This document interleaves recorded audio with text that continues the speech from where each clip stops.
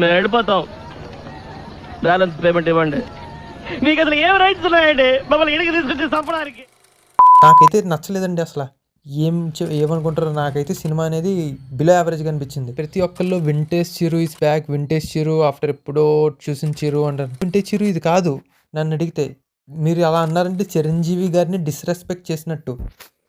Hi guys, ఇప్పుడే back to back 2 movies అయితే చూసా. అది ఒకటి మన శంకర వరప్రసాద్ గారు అండ్ అనగనగా ఒక రాజు and MSV PG.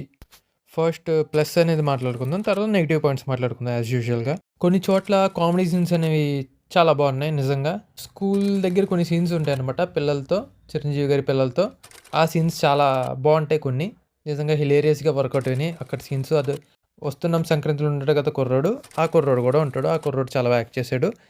And first songs release అయినప్పుడు నాకు అంత ఎక్కలేదు, యావరేజ్ అనుకున్నాను. కానీ సినిమా చూసిన తర్వాత అయితే సాంగ్సే నాకు బెటర్ అనిపించింది. ఆ యావరేజ్ సాంగ్సే నాకు సినిమా కన్నా చాలా చాలా బెటర్ అనిపించింది. మ్యూజిక్ అనేది ఓకే, గుడ్. ఇప్పుడు నెగిటివ్ విషయానికి వస్తే 70-80% మూవీలో అనేది క్రింజ్ జోక్స్ ఉంటాయి. అండ్ రిమైనింగ్ 30% అనేది మూవీ ఏమి ఉండదు అసలు. దానికి ఇంకా మీరు చూసినా ఏదో ఏదో అలా వెళ్తుంది అనిపిస్తుంది అంతే.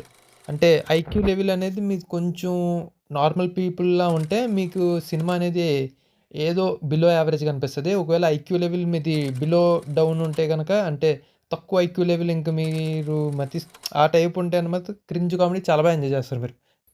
అండ్ సెకండ్ వర్స్ట్ పాయింట్ వచ్చేసి కెమెరా వర్క్. అసలు జూమ్స్ ఏంటి, ముఖం మీదకి తీసుకెళ్ళి పెడతాడు కెమెరా ఏదైనా మాట్లాడుతుంటే. సరిగ్గా కొంచెం దూరమైనా పెట్టడు.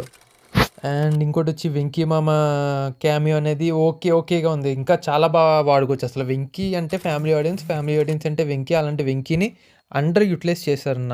అండ్ చిరంజీవి గారి యాక్టింగ్ అనమాట 70-80% అనేది ఆర్టిఫిషియల్గా కనిపిస్తుంది నాకు ఎందుకో చిరంజీవి గారి యాక్టింగ్ అనేది ఈ మధ్య సినిమాలో. ఇందులో దాన్ని మించి ఉంటుంది యాక్చువల్లీ. నేను వాల్తేరు వీరయ్య టైంలోనే యాక్టింగ్ కొంచెం న్యాచురల్గా అనిపిస్తుంది అయింది ఈ సినిమాతో పోల్చుకుంటే అనమాట.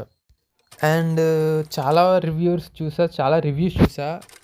ప్రతి ఒక్కళ్ళు vintage Chiru is back, vintage Chiru after ఎప్పుడో చూసిన చిరు అంటారు. సిగ్గులేదురా మీకు అసలు. ఎందుకంటే ఇది వింటేజ్ చిరు అంటే ఆ వింటేజ్ చిరు నిజమైన వింటేజ్ చిరు ఇది కాదు నన్ను అడిగితే. మీరు అలా అన్నారంటే చిరంజీవి గారిని డిస్రెస్పెక్ట్ చేసినట్టు. నాకైతే నచ్చలేదండి అసలు. ఏమనుకుంటారో, నాకైతే సినిమా అనేది బిలో యావరేజ్గా అనిపించింది నాకైతే. అందరూ వింటేజ్ చిరు ఈస్ బ్యాక్ అని స్టేటస్లు కానీ కానీ పెడుతున్న నిజమేనేమో ఆ రేంజ్. అన్నయ్య సినిమా, ఈ సినిమా చిరు ఏమో అనుకున్నాను. కానీ డిస్రెస్పెక్ట్ చేసినట్టు అనిపించింది చిరంజీవి గారిని వేరే రివ్యూవర్స్ అలా అంటుంటే. ఎందుకంటే ఆయన యాక్టింగ్ వేరు, ఆయన స్థాయి వేరు, ఆయన స్థానం వేరు.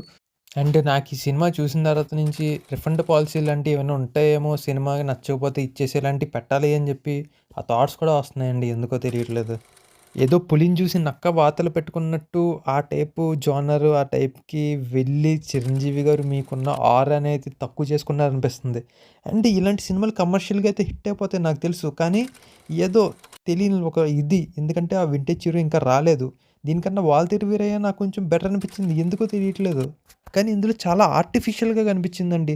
ఆ ఎక్స్ప్రెషన్స్ కానీ, ఆ కెమెరా యాంగిల్స్ చిరంజీవి గారికి పెట్టడం కానీ కావాలని చేశారేమో అనిల్ రావిపూడి గారు అని అనిపిస్తుంది. ఏదో ప్యారడీ చేయడానికి ట్రై చేశారు సంక్రాంతికి వస్తున్న సినిమాని అన్నట్టు అనిపించింది. కానీ ఆ సినిమాయే నాకు